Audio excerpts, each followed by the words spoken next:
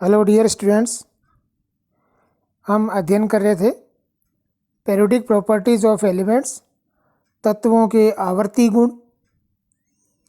इस चैप्टर के last lecture में हमने अध्ययन किया था परमाणुवीय या आयनिक त्रिज्या के बारे में। आज के इस लेक्चर में हम अध्ययन करेंगे आयनाइजेशन पोटेंशियल या आयनाइजेशन एनर्जी। आयनाइजेशन एनर्जी या पोटेंशियल क्या होता है तथा आवर्त सारणी में उसमें किस प्रकार से वेरिएशन पाया जाता है, उसके बारे में हम अध्ययन करेंगे। तो आयनाइजेशन एनर्जी या पोटेंशियल को समझने के लिए हमें पता होना चाहिए कि किसी एटम में उसके नाभिक में उसके प्रोटॉन पाए जाते हैं और नाभिक के चारों तरफ निश्चित कक्षाओं में इलेक्ट्रॉन गतिशील अवस्था में पाए जाते हैं। तो यदि कोई एटम अकेला हो, गैसियस अवस्था में हो, आइसोलेट हो, उस अवस्था में उसके आउटर मोस्ट इलेक्ट्रॉन को वहाँ से बाहर निकालने के लिए, उसकी उस आउटर मोस्ट जो सेल है, उसकी जो कक्षा है, उसमें से बाहर निकालने के लिए हमें एक निश्चित अमाउंट में एनर्जी देना होगा। वो एनर्जी जैसे हम उसको देते हैं तो वहाँ से वो इलेक्ट्रॉन रिलीज हो जाता है और हमें एक पॉजिटिव आयन केटाइन प्राप्त हो जाता है। इस प्रकार किसी विलगित गैसीय परमाणु से उसका केटाइन बनाने के लिए उसका सबसे बाह्यतम कोश का जो एक इलेक्ट्रॉन हम निकालते हैं, उस इलेक्ट्रॉन को निकालने के लिए जितनी एनर्जी की रिक्वायरमेंट होती है वही एनर्जी उसका आयनाइजेशन पोटेंशियल या आयनाइजेशन एनर्जी कहलाती है। तो ये इसकी डेफिनेशन कि किसी विलगित गैसीय परमाणु के, ये जो विलगित गैसीय परमाणु है ये लोवेस्ट एनर्जी स्टेट में होता है। तो इसके आउटर मोस्ट सेल से जो सबसे लूजली बाउंडेड है, सबसे कम आकर्षण से बंधा हुआ है नाभिक के साथ, उस इलेक्ट्रॉन को बाहर निकालने के लिए जितनी एनर्जी की रिक्वायरमेंट होती है वही उसका आयनाइजेशन एनर्जी कहलाता है। इस आयनाइजेशन एनर्जी को हम आई या आईपी के द्वारा रिप्रेजेंट करते हैं और इसे हम इलेक्ट्रॉन वोल्ट या किलो कैलोरीज के रूप में मेजर करते हैं। इस प्रोसेस को अगर हम इक्वेशन के रूप में दर्शाएं तो इस प्रकार से लिख सकते हैं। ये आइसोलेटेड गैसीय एटम है, जी गैसियस स्टेट के लिए, एम मेटल है, या कोई भी आइसोलेटेड एटम। ये रिक्वायर्ड एनर्जी, जो एनर्जी यहाँ इस आइसोलेटेड गैसियस एटम को दी गई है, इस एनर्जी के देने से यहाँ इस एम से एक इलेक्ट्रॉन रिलीज हो गया और ये हमें एम प्लस के रूप में, कैटायन के रूप में प्राप्त हुआ और ये रिलीज होने वाला इलेक्ट्रॉन है। तो इस प्रकार हम कह सकते हैं कि ये जो एनर्जी यहाँ पर दिया गया था, इस एनर्जी की वजह से इस आइसोलेटेड गैसीय एटम में से एक इलेक्ट्रॉन रिलीज हो गया है और इसका कैटायन प्राप्त हो गया है। तो इस कंडीशन में इस एनर्जी को हम कहेंगे आयनाइजेशन एनर्जी या आयनन विभव। ये आयनन विभव किसी एक एटम के लिए एक से अधिक भी हो सकते हैं, जिन्हें हम कहते हैं प्रथम आयनन विभव, द्वितीय आयनन विभव, तृतीय आयनन विभव एंड सो ऑन, इसी प्रकार से।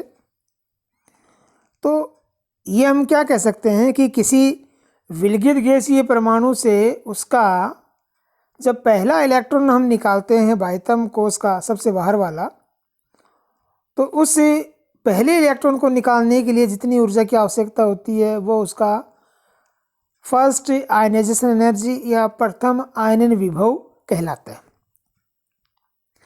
जब हमने उस एटम से एक इलेक्ट्रॉन निकाल दिया तो वो एटम अब पॉजिटिव आयन कैटायन के रूप में कन्वर्ट हो गया। अब यदि उस विलगित गैसीय कैटायन से हम उसका दूसरा इलेक्ट्रॉन, जो कि अब सबसे बाहर है, उस दूसरे इलेक्ट्रॉन को बाहर निकालना चाहें उसके कोश से, तो उसके लिए जो एनर्जी दी जाती है, जो रिक्वायर्ड एनर्जी है, वो कहलाएगी उसकी सेकेंड आयनाइजेशन एनर्जी या द्वितीय आयनन विभव।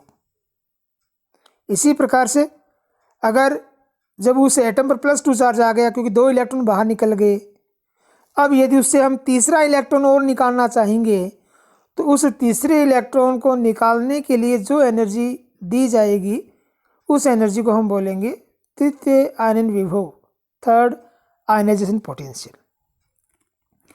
क्योंकि एक इलेक्ट्रॉन निकालने के बाद में उस विलगित गैसीय परमाणु में जो नाभिक के पॉजिटिव चार्ज का डेंसिटी है वो ज़्यादा इफेक्टिव हो जाता है, इस कारण उसके ऊपर पॉजिटिव चार्ज आ जाता है। या हम कह सकते हैं कि आउटर मोस्ट जो इलेक्ट्रॉन है उन पर इफेक्टिव न्यूक्लियर चार्ज बढ़ जाता है। इस कारण से बाहर के जो इलेक्ट्रॉन हैं उनके ऊपर अब नाभिकीय आकर्षण बल और अधिक लगेगा। जब नाभिकीय आकर्षण बल और अधिक लगेगा तो वहाँ से उस इलेक्ट्रॉन को हटाने के लिए, बाहर निकालने के लिए हमें और अधिक एनर्जी की आवश्यकता होगी। तो जितना अधिक पॉजिटिव चार्ज बढ़ेगा, इलेक्ट्रॉन को निकालने के लिए एनर्जी भी उतनी ही अधिक देनी पड़ेगी। इस कारण जो क्रमागत आयनन विभव होता है उसका मान लगातार बढ़ता जाता है। यहाँ पर ये अलग अलग एटम्स के लिए आयनन विभव दिए गए हैं, is first, second, third, fourth, 8 तक। तो अगर हम हाइड्रोजन की बात करते हैं तो हाइड्रोजन में तो सिर्फ एक ही इलेक्ट्रॉन है, इस कारण इसका प्रथम आयनन विभव ही होगा। अगर हम हीलियम की बात करें तो इसमें 2 इलेक्ट्रॉन है, 1s2। तो प्रथम इलेक्ट्रॉन को निकालने के लिए तो जो एनर्जी है वो एनर्जी इलेक्ट्रॉन वोल्ट में है 24.6। जब हमने एक इलेक्ट्रॉन निकाल दिया तो इसका इलेक्ट्रॉन विन्यास हो जाएगा 1s1, और इसका 1s1 पे जो नाभिकीय चार्ज का आकर्षण बल लगता है वो और अधिक हो जाएगा। इस कारण से अब इस दूसरे इलेक्ट्रॉन को निकालने के लिए जो रिक्वायर्ड एनर्जी है वो बहुत ज़्यादा होगी। वो कितनी है? 54.4 इलेक्ट्रॉन वोल्ट।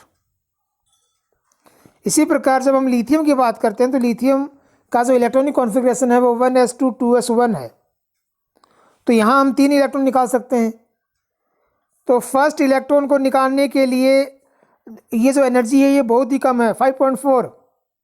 तो यहाँ अभी देख रहे हैं कि इससे जस्ट ऊपर जब हम हीलियम की बात कर रहे थे तो वहाँ तो एनर्जी जो प्रथम आयनन विभव उसका मान 24.6 है, जबकि लिथियम के लिए फर्स्ट आयनाइजेशन एनर्जी का मान 5.4 ही है। तो ये हम आगे फैक्टर्स की बात करेंगे, लेकिन यहाँ आप इस एग्जांपल के थ्रू यहाँ देख सकते हैं कि हीलियम में जहाँ से हमें एक इलेक्ट्रॉन निकाल रहे हैं ना, वहाँ पर इलेक्ट्रॉनिक कॉन्फ़िगरेशन है 1s2, जो कि पूर्ण पूरित विन्यास है, स्थायी विन्यास है। तो वहाँ से इलेक्ट्रॉन को निकालना मुश्किल है क्योंकि वो स्थायित्व प्राप्त किया हुआ विन्यास है, उसे डिस्टर्ब करने के लिए अधिक एनर्जी देनी पड़ेगी। जबकि जब हम लिथियम की बात करते हैं तो लिथियम में इसका विन्यास है 1s2 2s1। जो 2s1 विन्यास है वो अर्धपूरित विन्यास है, पूर्ण पूरित नहीं है। और नंबर 2, अगर हम इस 2s1 के एक इलेक्ट्रॉन को बाहर निकाल देंगे तो पीछे जो विन्यास बचेगा वो बचेगा 1s2, जो कि हीलियम का जैसा स्थायी विन्यास है। इसका मतलब ये हुआ कि लिथियम का जो लास्ट इलेक्ट्रॉन है इसको रिलीज करने की टेंडेंसी अधिक होती है ताकि स्थायी विन्यास और अधिक स्थायी विन्यास प्राप्त किया जा सके। इस कारण लिथियम के लिए जो IP फर्स्ट है उसका मान इतना कम है। एक इलेक्ट्रॉन निकालने के बाद में अब ये जो दूसरा इलेक्ट्रॉन है ये तो स्थायी विन्यास है, दूसरा इसके ऊपर नाभिक के आकर्षण बल भी बढ़ गया। इस कारण इस द्वितीय के लिए जो आयनाइजेशन एनर्जी है उसका मान बढ़ गया। और इसी प्रकार जब हम तीसरा इलेक्ट्रॉन निकालेंगे तो क्योंकि उसके ऊपर नाभिक के आकर्षण बल सबसे अधिक होगा, इस कारण उसके लिए IP का मान और भी अधिक होगा। तो इस प्रकार आप देखेंगे कि अगर किसी एटम के लिए IP1, IP2 और IP3 है तो उसके लिए IP3 या I3 का मान सबसे अधिक, उससे कम I2 का और उससे कम I1 का। तो ये इनका सीक्वेंस होता है। तो इसी प्रकार से जो दूसरे एलिमेंट्स हैं उनके लिए। अब हम बात करते हैं अफेक्टिंग फैक्टर्स, वो कारक जो आयनन ऊर्जा या आयनन विभव को प्रभावित करते हैं। आयनन ऊर्जा या आयनन विभव को जो प्रभावित करने वाले कारक हैं उनको हम मुख्य रूप से दो प्रकार से देख सकते हैं। एक तो ये कि जिस आइसोलेटेड स्पीसीज से हम इलेक्ट्रॉन निकाल रहे हैं उस स्पीसीज में उस निकलने वाले इलेक्ट्रॉन पर नाभिकीय आकर्षण बल कितना है। नाभिकीय आकर्षण बल जितना अधिक होगा उस इलेक्ट्रॉन को निकालने के लिए उतनी अधिक एनर्जी की रिक्वायरमेंट होगी, अतः उसके लिए आईपी का मान उतना ही अधिक होगा। और दूसरी कैटेगरी का जो फैक्टर है वो क्या हो सकता है कि हम ये देखते हैं कि उस आइसोलेटेड स्पीसीज का स्टेबिलिटी कितना है। अगर वो स्टेबल है तो इलेक्ट्रॉन निकालने से उसकी स्टेबिलिटी डिस्टर्ब होगी, इस कारण से वो खुद वहाँ से इलेक्ट्रॉन के निकलने का विरोध करेगा। दैट मीन्स वहाँ से इलेक्ट्रॉन निकालने के लिए हमें बहुत अधिक एनर्जी देनी पड़ेगी, अर्थात हम कह सकते हैं कि वहाँ उस कंडीशन में भी आईपी का मान अधिक होगा। तो ये जो दो कंडीशंस हैं इनको अलग अलग फैक्टर्स के अकॉर्डिंग हम समझ सकते हैं, और वो फैक्टर कौन कौन से हैं। साइज ऑफ द एटम, परमाणु का आकार, या हम कह सकते हैं कोष, कौन से कोष से हम इलेक्ट्रॉन निकाल रहे हैं। जैसे जैसे परमाणु का आकार बढ़ेगा वैसे वैसे कोष की संख्या भी बढ़ेगी, और नाभिक से इलेक्ट्रॉन की दूरी भी बढ़ेगी। जब नाभिक से इलेक्ट्रॉन की दूरी बढ़ेगी तो उस इलेक्ट्रॉन पर लगने वाला आकर्षण बल कम हो जाएगा। तो आकर्षण बल अगर कम हो जाएगा तो उस इलेक्ट्रॉन को निकालना आसान होगा। दैट मीन्स उस कंडीशन में आईपी का मान कम होगा। तो सामान्यतः यही होता है कि जब परमाणु आकार बढ़ता है तो आयनन ऊर्जा का मान घटने लग जाता है। सेकंड फैक्टर है न्यूक्लियर चार्ज। तो अब आप समझ गए होंगे कि न्यूक्लियर चार्ज जितना अधिक होगा, नाभिक के आवेश जितना अधिक हो जाएगा, आउटर मोस्ट इलेक्ट्रॉन पर आकर्षण बल उतना अधिक लगेगा, और आउटर मोस्ट इलेक्ट्रॉन पर आकर्षण बल जितना अधिक लगेगा तो उस इलेक्ट्रॉन को निकालने के लिए एनर्जी भी अधिक देनी पड़ेगी। दैट मीन्स आईपी का मान बढ़ जाएगा। तो नाभिक के चार्ज बढ़ने के साथ साथ अगर कोष फिक्स है, कोष नहीं बढ़ रहा है और नाभिक के चार्ज बढ़ रहा है, तो अब आपको ध्यान होना चाहिए। हमने जब परमाणु आकार या परमाणु त्रिज्या के बारे में अध्ययन किया तो वहाँ हमने देखा कि जब हम किसी आवर्त में लेफ़्ट टू राइट जाते हैं तो वहाँ कोष में कोई चेंज नहीं होता है, लेकिन नाभिकीय जो आवेश है वो बढ़ता है, और नाभिकीय आवेश बढ़ने से नाभिकीय आकर्षण बल बढ़ गया, जिससे जो उसकी बाउंड्री है वो बाउंड्री हल्की संकुचित होती है। ये हम कहेंगे आउटर मोस्ट इलेक्ट्रॉन पर आकर्षण बल बढ़ता है, तो उस कंडीशन में आईपी का मान भी बढ़ जाएगा। थर्ड फैक्टर है शिल्डिंग इफेक्ट। तो शिल्डिंग इफेक्ट क्या है? परिरक्षण प्रभाव।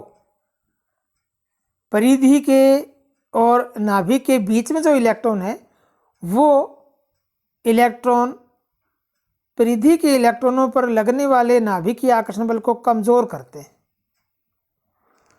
तो जितने इलेक्ट्रॉन अंदर होंगे शिल्डिंग इफेक्ट उतना ही अधिक होगा, और जितना अधिक शिल्डिंग इफेक्ट होगा आउटर मोस्ट इलेक्ट्रॉन पर नाभिकीय आकर्षण बल उतना ही कम लगेगा, और नाभिकीय आकर्षण बल जितना कम लगेगा आईपी का मान भी उतना ही कम होगा। नेक्स्ट है चार्ज ऑन आयन। तो ये जैसे अभी लास्ट वाला स्लाइड में हमने देखा कि उदासीन परमाणु की तुलना में उसके केटाइन से एक इलेक्ट्रॉन को हटाना ज़्यादा मुश्किल है, क्योंकि अब केटाइन जैसे बन गया तो वहाँ पर हटने वाले इलेक्ट्रॉन पर जो प्रभावी नाभिक आवेश है वो बढ़ जाता है। इस कारण से जितना अधिक पॉजिटिव चार्ज होगा किसी स्पीसीज़ की आयन के ऊपर, उसके लिए उसका आईपी का मान उतना ही अधिक हो जाएगा। ऑर्बिटल ऑफ इलेक्ट्रॉन इन सब सेल। अगर हम किसी सब सेल की बात करें, जैसे अगर हम कहते हैं कि हमें किसी एलिमेंट के तीसरे सेल से इलेक्ट्रॉन निकालना है, तो तीसरे में 3s भी है, 3p भी है और 3d भी है। तो 3s से भी इलेक्ट्रॉन निकालें, 3p से इलेक्ट्रॉन निकालें या 3d से इलेक्ट्रॉन निकालें। अब इन कंडीशन में सेल तो सेम ही है, लेकिन अगर इस तरह का कंपैरिजन हो तो वहाँ पर जिस एटम में इलेक्ट्रॉन 3s से निकाला जा रहा है उसके लिए Ip का मान अधिक होगा। क्यों? क्योंकि s का जो पेनिट्रेशन पावर है, भेदन क्षमता है, वो अधिक होती है, वो नाभिक के ज़्यादा निकट तक रहता है। तो जो s सब सेल में इलेक्ट्रॉन है उसके ऊपर लगने वाला आकर्षण बल ज़्यादा होता है, इसलिए उसके लिए जो Ip है या आयनाइजेशन एनर्जी है उसका मान अधिक होगा। इसके अलावा जो नेक्स्ट फैक्टर है वो है इलेक्ट्रॉनिक कॉन्फ़िगरेशन। इलेक्ट्रॉनिक कॉन्फ़िगरेशन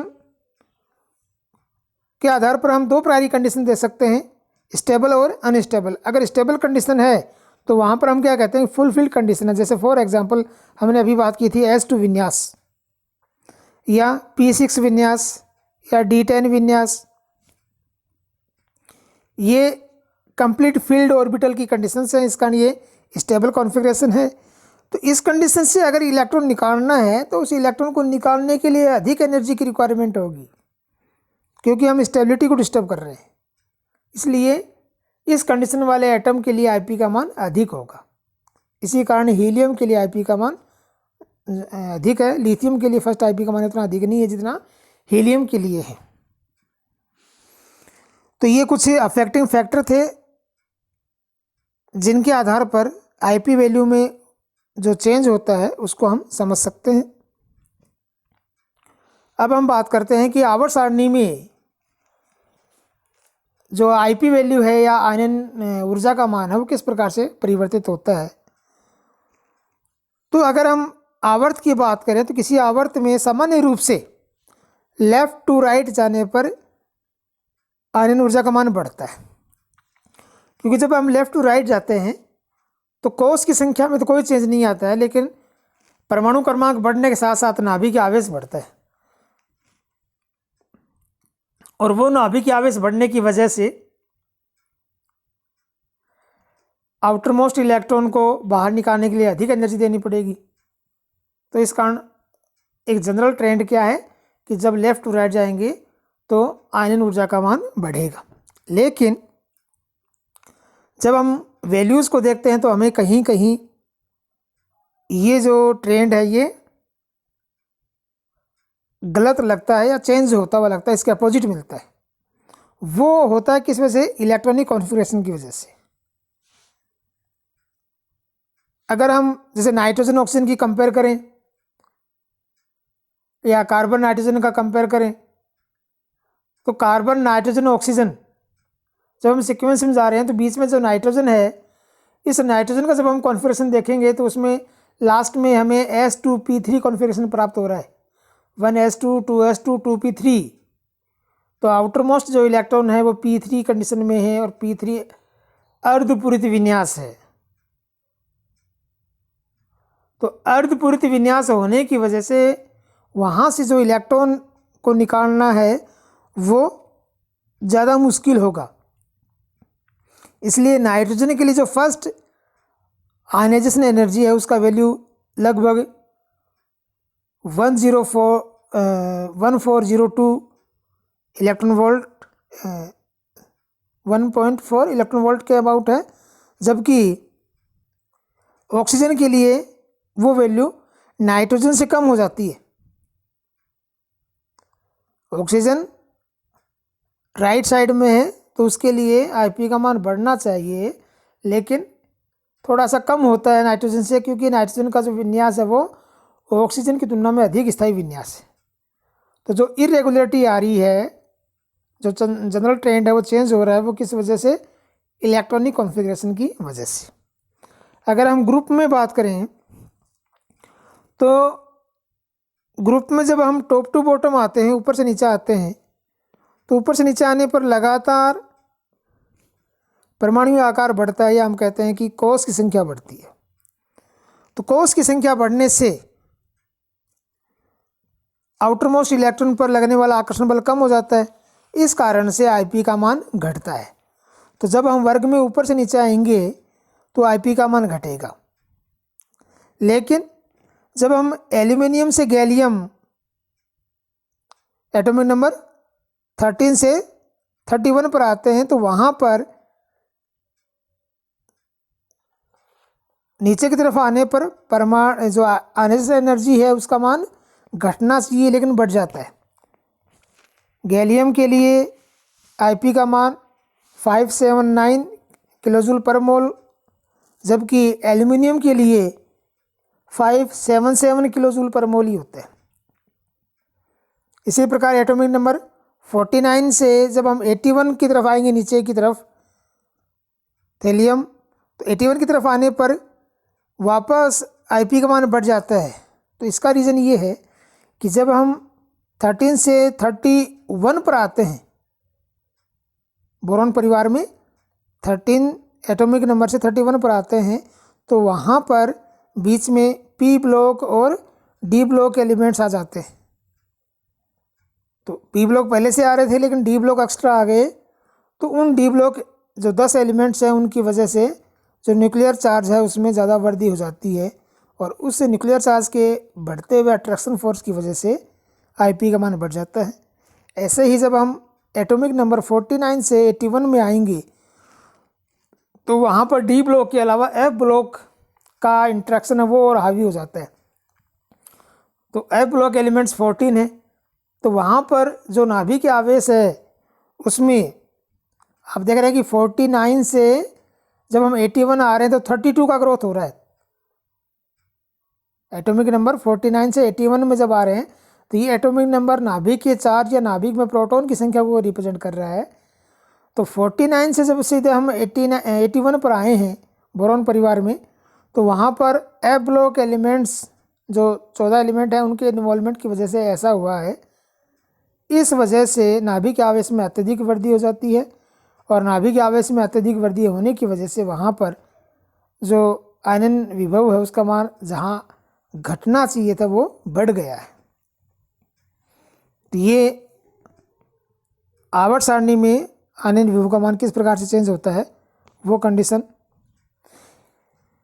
इसके अलावा आयनन विभव को हम प्रैक्टिकली और थियोरेटिकली दोनों तरीके से मेज़र कर सकते हैं।